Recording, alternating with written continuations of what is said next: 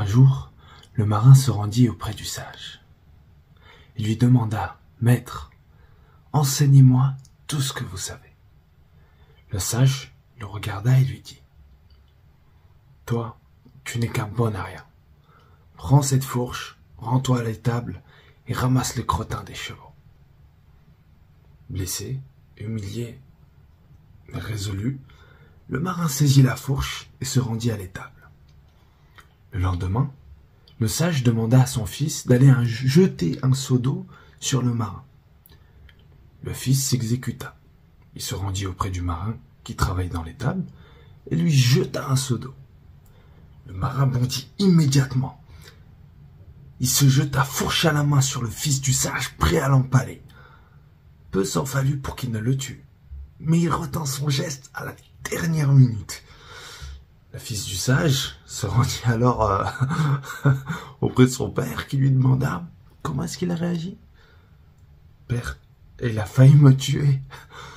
Demain, prends un seau d'eau et jette-lui dessus encore une fois. » Le fils, un peu inquiet, s'exécuta de nouveau. À sa grande surprise, cette fois-ci, le marin se contenta d'arrêter son travail et lui jeta un regard noir. Le fils du sage se rendit alors un peu plus soulagé auprès de son père et lui demanda, son père lui demanda comment est-ce qu'il a réagi. Il a arrêté ce qu'il faisait et il s'est contenté de me jeter un regard noir. Demain, prends un seau d'eau et jette-lui dessus. Le fils s'exécuta de nouveau.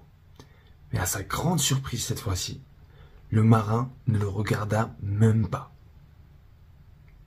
Il profita de l'eau pour nettoyer les impuretés présentes sur son corps et sur ses vêtements, tout simplement. Le fils du sage, particulièrement surpris, se rendit alors auprès de son père qui lui demanda comment est-ce qu'il a réagi. Et il n'a même pas regardé, il a simplement utilisé l'eau pour se nettoyer. Le sage lui répondit alors « C'est bon, va me le chercher. » Quand le marin se présenta devant lui, le sage lui dit « Maintenant, tu es enfin prêt à recevoir la science. Celui qui aspire à verser un contenu dans un contenant qui présente des impuretés ne peut s'attendre à profiter pleinement de ce qu'il vient d'acquérir.